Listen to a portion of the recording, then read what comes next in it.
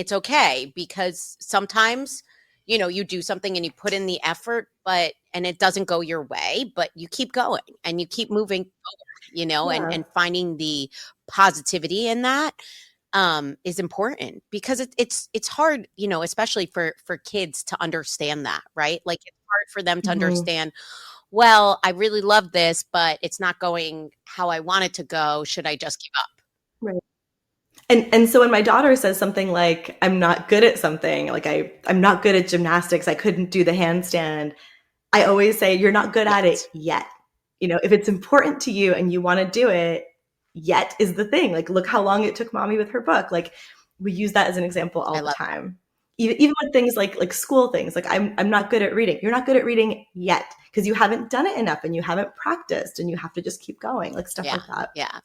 No, that it's interesting how you frame that, because I think that, like, mom guilt can be so debilitating, and it's great Hmm. to change it in a way that you're helping your kids develop these functioning skills, right? Like, that they can then process and understand, and have them understand things a little bit differently. Because, yeah, of course they miss their mom, and while you're out, but them understanding, like, this is mommy's job, and this is mommy's passion, and yes, mommy loves you, but mommy also loves writing, and mommy also so I Hmm. think that that's And like, you're a whole person and you want them to understand, like, as an adult, as a grown up, as an example, like, you are a complete person that most of your life is about them and making them happy and keeping them safe and doing all the things with them.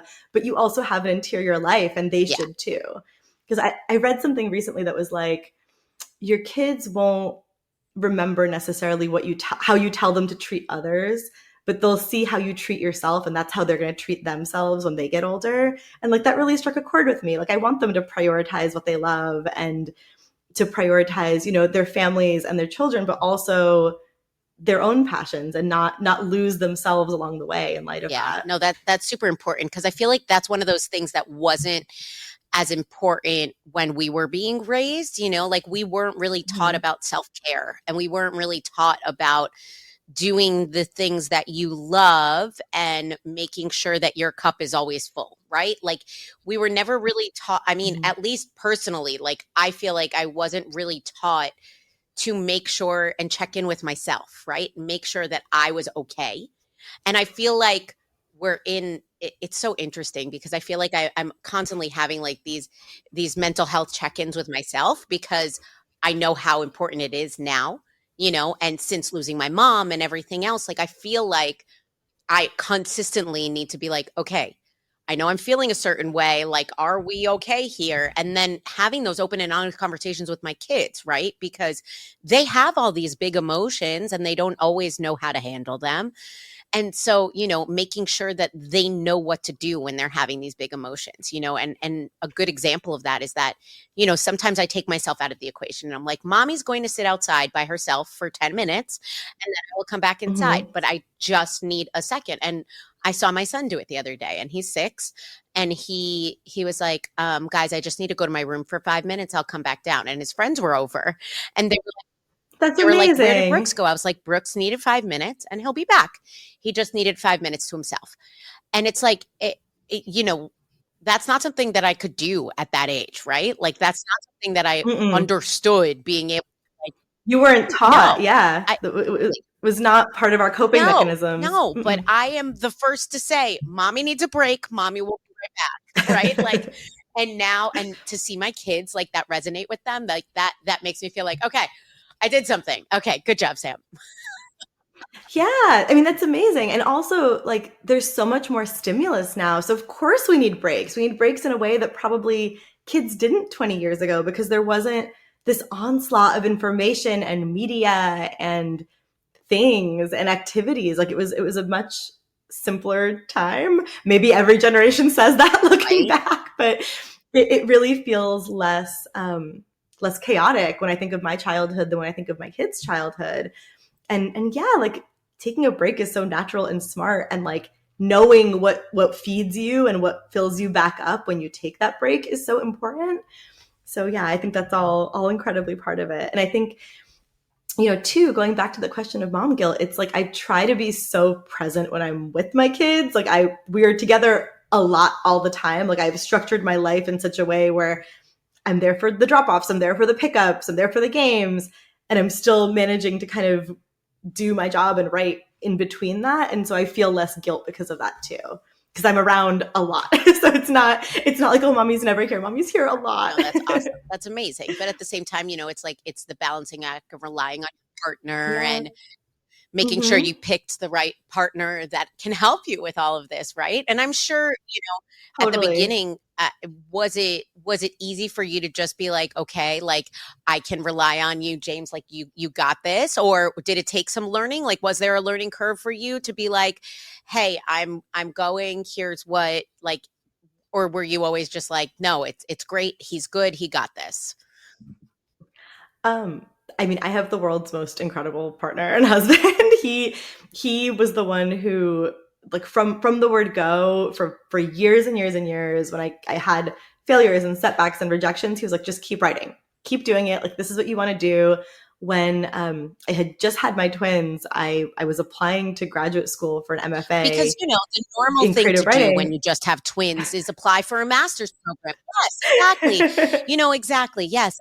In between The normal thing. I told you it's all the weird in here. things and breastfeeding and formula and changing diapers. And you know what I'm going to do? I'm going to go back to school. What? Well, to be fair, I had applied before I knew I was Okay. pregnant, and so I found out I was pregnant, and then I got accepted into a couple of programs, and I had to call them up and be like, "So, what do you say we defer for a year?" And so a couple of programs said yes, and I wound up going to Sarah Lawrence. And at that point, my twins were one. And my husband was like the most supportive. He's like, of course you have to go. Like, we'll figure it out. You've had this dream for so long. Like, of course you'll have to go. Like, when we figured out, a schedule with a sitter for the times when I was in class. And that's been that way from the word go. He's been incredibly supportive and like my biggest cheerleader, my secret weapon for everything. He's like, he made spreadsheets of bookstores that we could visit. He's like, reach out to libraries to tell them about the book. He's been so incredible. And his mantra from basically the start of this whole experience was like, do as much as you can, like say yes to everything, we'll figure it out. And that's been true. So even when I had the book tour, it was a lot of coordination. It was a lot of like, let's make sure everything is on the calendar, let's talk about these dates, let's make sure my parents are available to help and your mom's available to help and the sitter's available to help and everyone is covered. But it was never a question of like, oh no, don't do that because I don't want to or I can't. It was always like, we'll figure out a way to do it. Like, take every opportunity. Like, this has been your dream for your whole life. Like, what can we do to make it a success?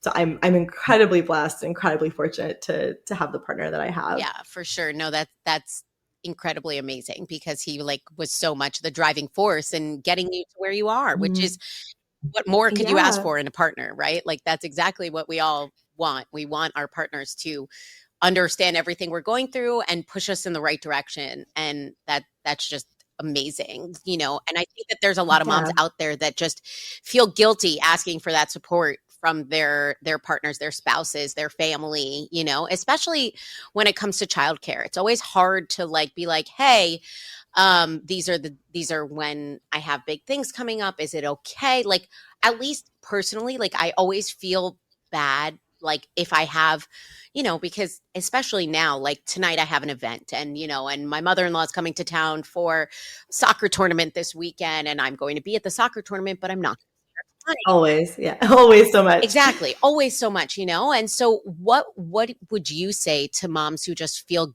guilty about leaning on their family or partners for childcare? Mm. Like like what would you tell them besides, like it's a partnership?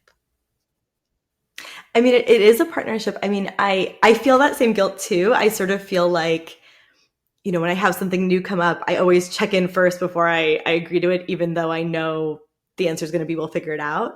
Um, but yeah, there's always this like, am I burdening you with this thing that I require? But then I think about it on the flip side too. It's like if James came to me and said, hey, I have a work thing, I have to go into the city, I'd be like, okay, sure, of course, go into the city. Like, we'll figure it out. And I think women especially have this this internal burden of like, we have to do it all. Like we have to be the bearer of everything. And, we're that cornerstone to the foundation of the family and the household and all of that. And you can do that to a point, but you have to also have support underneath you or you will break. And so I think we are very quick to discount the amount that we do and to feel like, oh, anything that we want taken off of our plate is a burden onto somebody else. And I think the way to frame it is, you're doing something to continue supporting your family. Like you're doing these things because either they're important to your career, they're important to your mental health and well-being. Like you're going to a book club one night, or you're seeing a friend for a drink, or, you're going to, I don't know, see a movie by yourself, whatever it is, whatever your mental health needs. Like you will come back as a better partner, mother, dog mom, whatever, because you're recharged. You can't just run on fumes all the time. And so I think, there's the guilt for sure of, am I asking too much when I should be the one giving? But I think you have to balance it with like, what's the risk if you don't do this? Right? Are you missing a big opportunity? Are you going to look back and regret it and then be, frustrated or carry resentment because you didn't get to do this thing? So I think all of those things are, life is a balance. Like some things you're going to have to say no to because it doesn't work out, but um, you know, asking for help, the worst that somebody could say is, no, I'm really sorry, I can't. Exactly.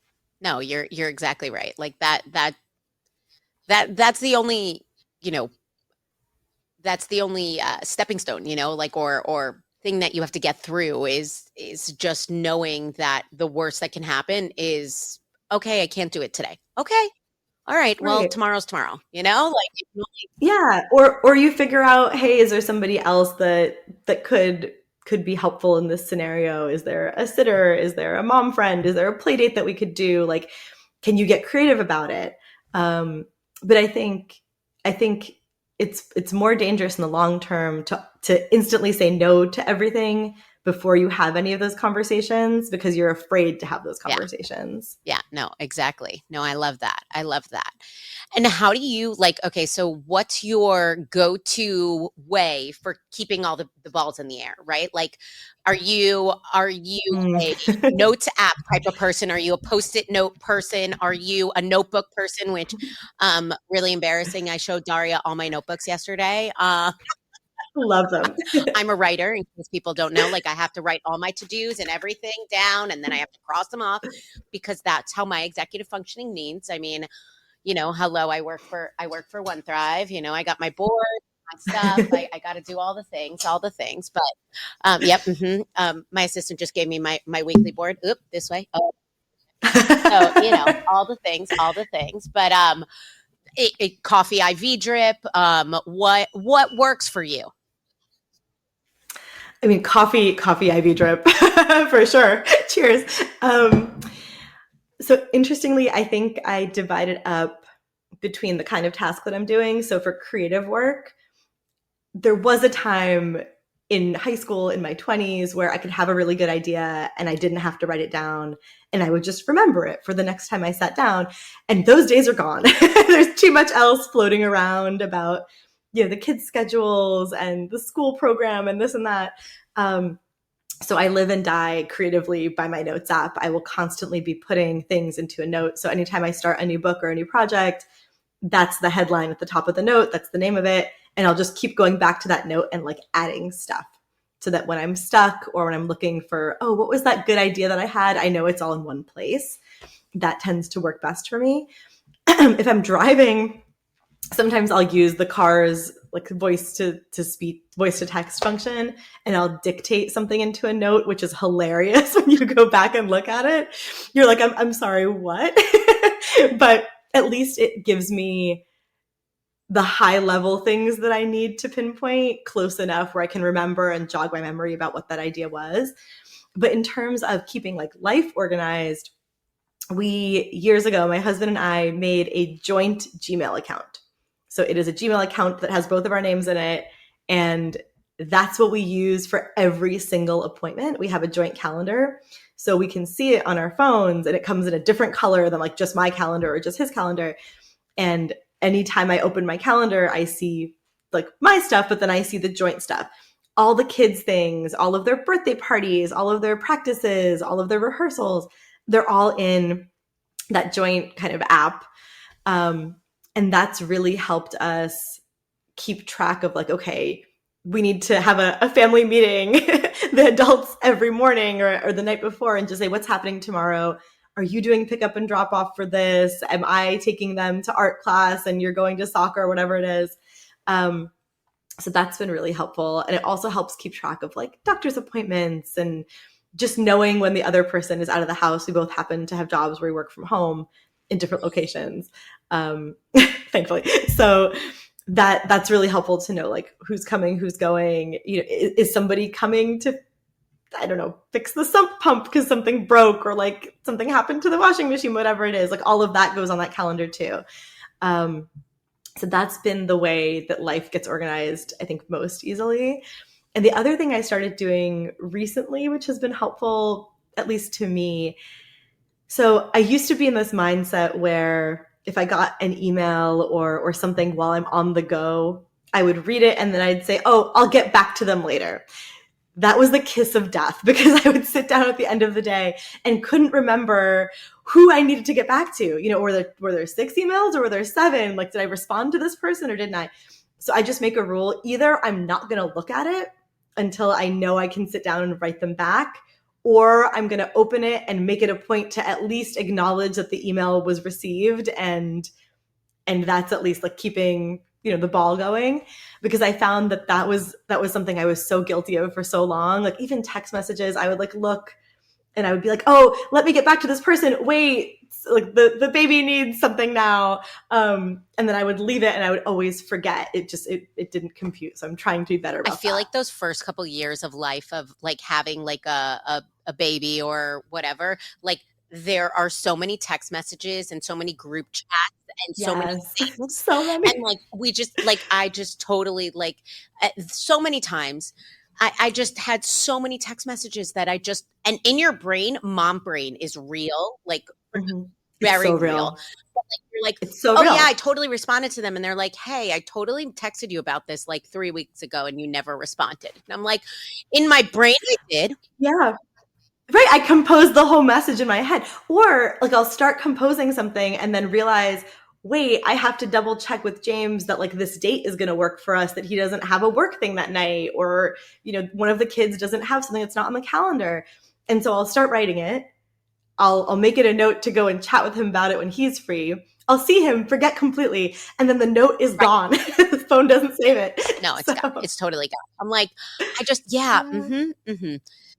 But that's like you have to give yourself grace, because I know that happens to me and I try not to be a flaky person, and I know it happens to other people, and I accept that it is a thing we're all dealing with, and in 5 years it'll be a non-issue or less of an issue, but you know, that's life. It's life Right. right And then our now. kids will have technology and then they'll be Oh no. going to have to respond to those also on top of everything else. And like at that point, maybe they'll just be like a chip in their brain that I can just Oh no, no, no. That is a seed for a story that I don't want to tell myself. And tonight, Daria writes the next best-selling novel that's about Dystopia. exactly implanting chips into Oh our my kids' brains gosh. so we can talk to them remotely. Yep, Oh my gosh. I'll be here all day. I can't. No, please. I don't even want to know what's going on in my kid's head half the time.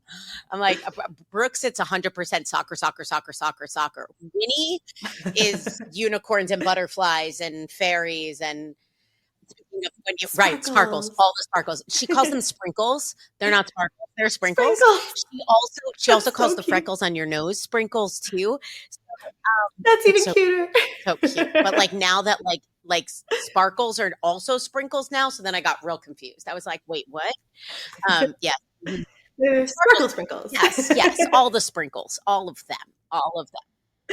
What is your like go-to tip that like actually makes the biggest difference in your sanity, right? Like the smallest thing that you do every day that makes it like makes you keep going, right? Besides the coffee, because ditto, girl, ditto. I think that like honestly, I blame our high school for me having my coffee addiction because I'm pretty sure that's where it started.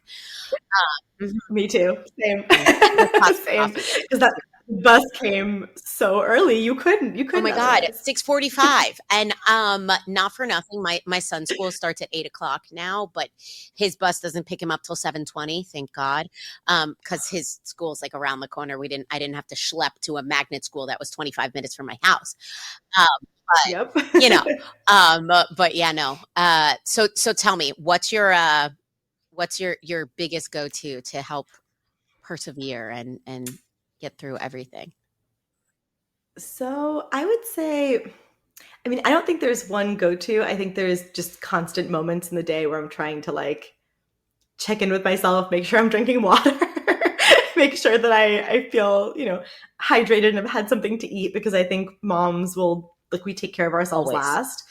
But one thing I try to do is just to get ready every day, whether that's like after I've dropped the kids off, if things are really chaotic in the morning, or before I've dropped them off, if things are a little bit calmer. But just to like get myself ready and feel like a grown up person, because I think, especially because I work from home and I do a job where, it's me, myself, and my laptop a lot of the time. I feel like I don't need to get ready, but I feel like if I don't, I somehow don't feel like turned on for the day. I don't feel like I'm alert and awake and like going to go out in the world and do things. And even if I'm just sitting in my office by myself, feeling like, okay, I got dressed today, I did my hair, I'm like all ready, then I feel like at least I'm somehow more productive when that happens. I've heard that from a lot of people too, where they feel like if you stay in the pajamas or the sweatpants, then it feels like you're still kind of in like rest mode. And if you're going to like kick it into high gear with something else, just doing something as simple as like changing your outfit makes you feel like you're more present in that space.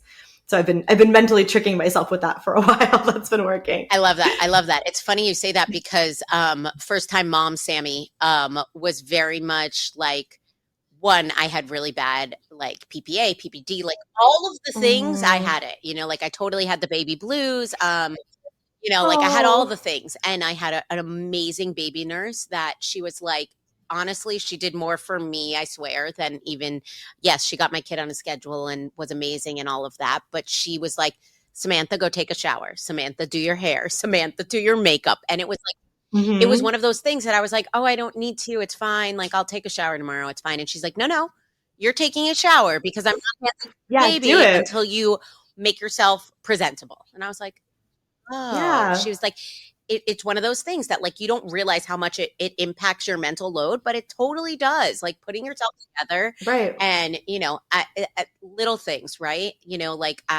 It's funny. I was sitting next to a new mom who has like a 6 month old at the nail salon the other day, and Well, she was like, I have my mom said to me like, go get your nails done. It'll make you feel better. And she's like, I didn't realize, but it's like yeah, even those little self care moments are so important. totally, So important, like my totally. I held my cousin's baby for like an hour the other day and like just to like let her do things or just like sit and have a moment. And it's like you don't realize how important those things are. Yeah. And I think, as a new mom, at least I was struggling with confidence. I was struggling with getting my self-confidence back. And I think taking that check mark off, like, how do I look? Do I look okay? Like, that was a weight off that I didn't have to think about as I was struggling to get confidence back in other Yeah. ways too. So yeah, I don't know. I agree with you. It's like you feel like you're ready to take on the world, and it's such a small thing Right. relatively. Exactly. I feel so guilty being like, I had PPA and PPD, and you're like, I had twins.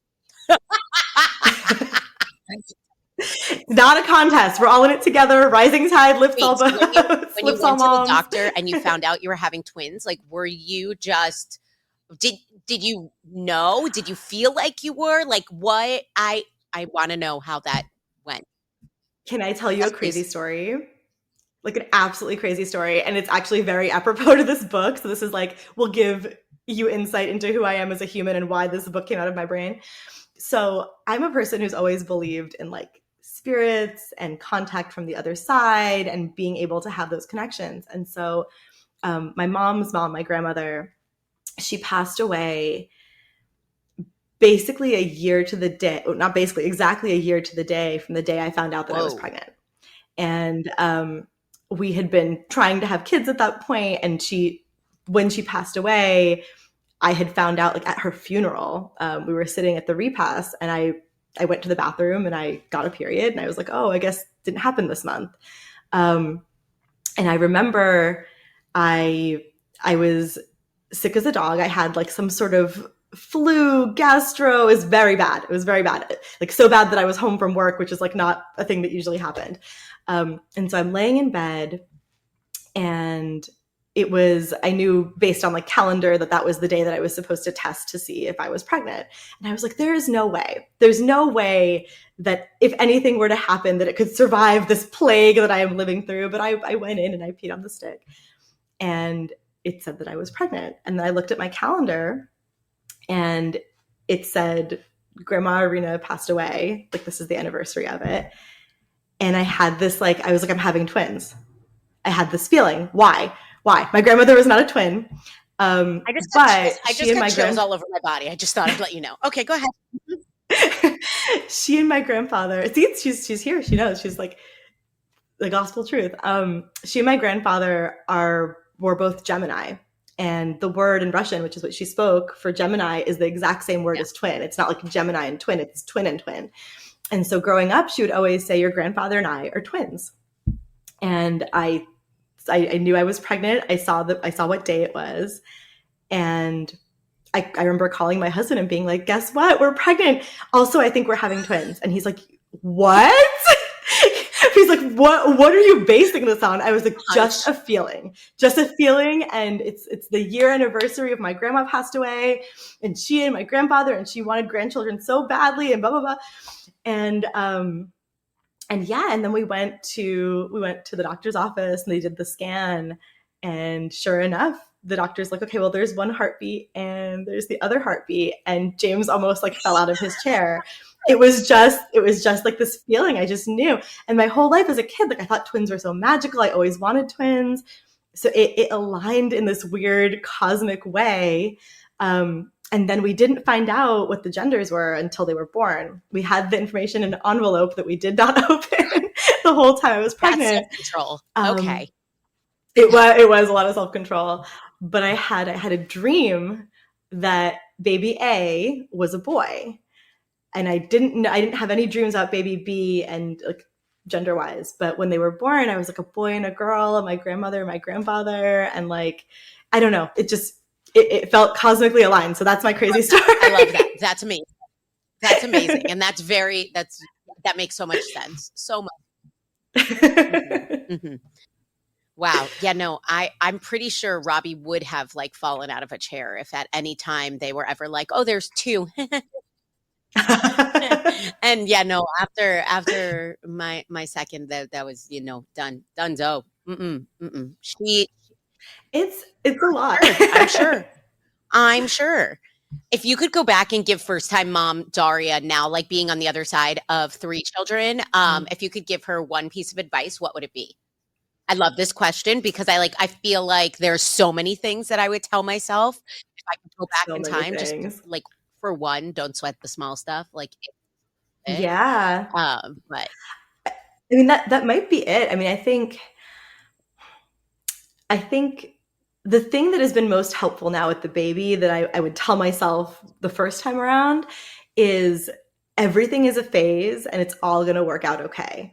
Because I think especially for the first time, every single time there's a dynamic shift or a change in schedule, in sleep, in eating, in anything, and the first time they get sick, whatever it is, there's this tendency to like panic and be like, is everything okay? Am I doing the right thing?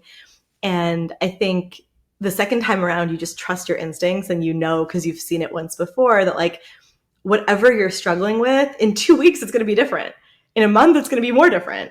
And just like being consistent and trusting yourself to make it through asking for help when you need it. I think that was a big thing too, where um, at that point, once I found out we were having twins, I knew that I wasn't going back to my job in advertising. I knew that I wanted to kind of stay and be the full-time mom, and I wasn't going to be able to be 100% in either my job or my home life if I tried to do both. And so I said, let me take some time, let me be, primary mom. And I think I was so afraid to ask for help because I took that role onto myself. And so it was so hard to say, no, this is what I wanted to do. And this is like, I'm doing it. And it was so hard to be like, no, I need help. This is a lot. There's two of them and there's one of me. And so I think that would have been kind of a piece of advice for twin moms specifically. Like, it's okay to ask for help, and you should ask for help. And like we've been talking about, like you deserve to take those moments to reset yourself because you'll come back a better parent. I totally agree so much. And I feel like in that should be the first thing that a doctor says once you're pregnant. Like, do not be afraid to ask for help, because, and also like, do mental health checks on yourself, because, Mm-hmm. being a mom for the first time is so much unknown. And So there's only much. so much that, like, your parents can help you or your spouse can help, but you kind of have to help yourself too, because if you don't get this right, I mean, nothing else aligns. Yeah. I just feel like I feel like we're still so bad, like, fundamentally as a country, at, prenatal, postnatal care, mommy care, all of the things. I mean, all these other countries have it so much more. Years of maternity Exactly. leave. Yeah. I'm like, where is it? Germany, that you get like a year. Um, Australia, I think you get 2 years if I'm not mistaken. I know the UK, you yeah. get a I'm like, year. it's just, yeah. Um, I mean, we're so behind in that regard. And, yeah, I could go on and on and on and on about that one for quite some time. I think most moms Exactly. can. I mean, it's hard. It's hard, and you feel so alone. And I mean, it's, for me, I think my biggest thing to other first time moms is just like, find your village, like, find your people, Mm, find your village, and talk to them. Like, talk to them about everything, and find people that you can yes. talk to them about everything. Yes. And if you can't talk to them, maybe they're not your Exactly. village. Exactly. Yeah. That's just like, did you have a lot of like twin mom friends, like, when you got pregnant?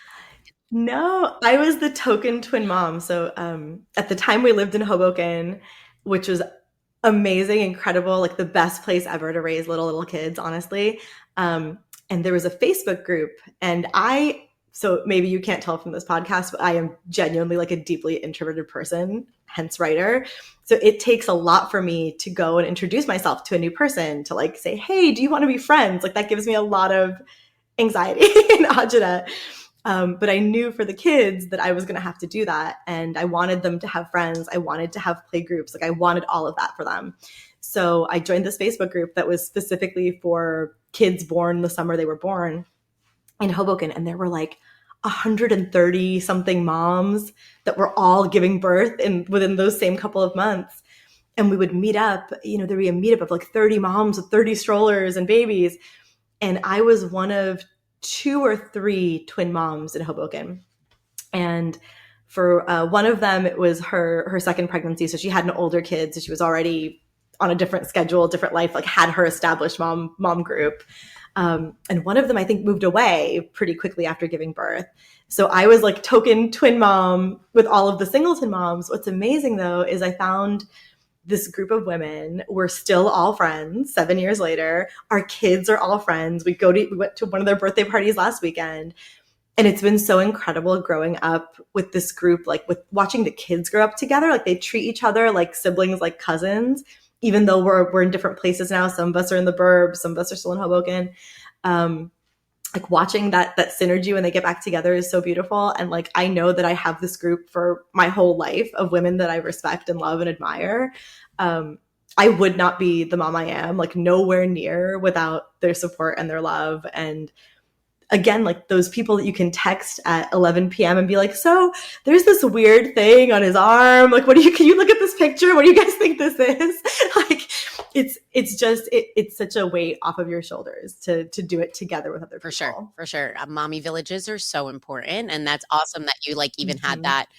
Hoboken's awesome. I love Hoboken. I brought the kids there and we like walked around the streets and they were like, oh, this feels like a city. I was like, it is a city.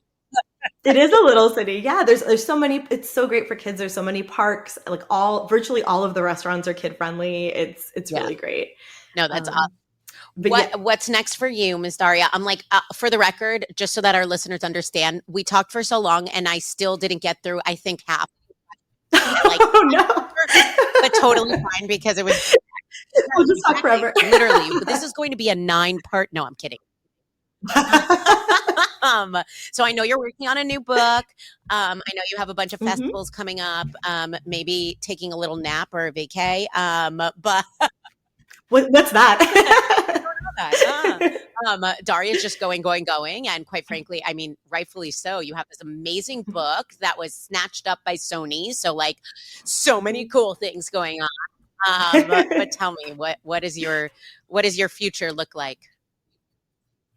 Yeah, so for the next couple of months, I'm doing some book festivals. I'll be down in Miami Book Fest actually in a little bit, doing Boston Book Fest, Texas Book Fest. So it's been really, really exciting to get to bring this book to more places that I didn't get to see on tour. Doing some book club visits. So if that's a thing that you are interested in, if you have a book club, reach out to me. We can Zoom. That's always fun.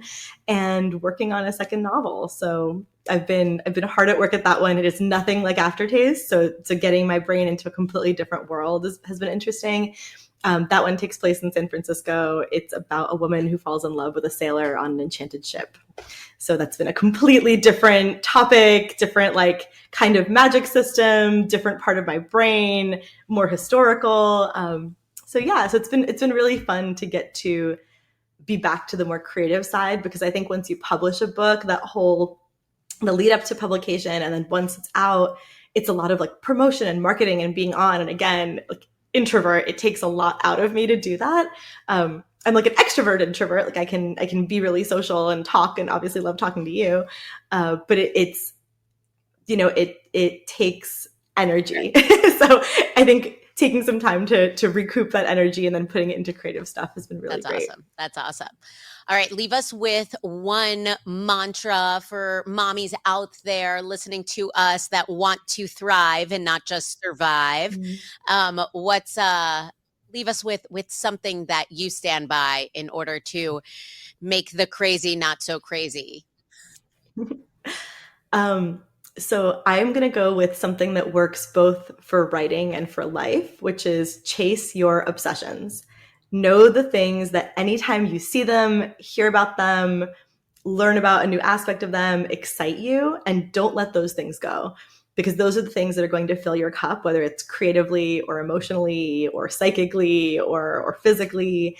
If you love going on the Peloton bike, like do that and embrace it and be part of that community. If you love to write and you love, narratives about magic, then go and chase that and explore those worlds. I think that being a person in the world who has obsessions makes you interesting and makes you fun and makes you full. I love that. Follow that obsession, whatever it may be.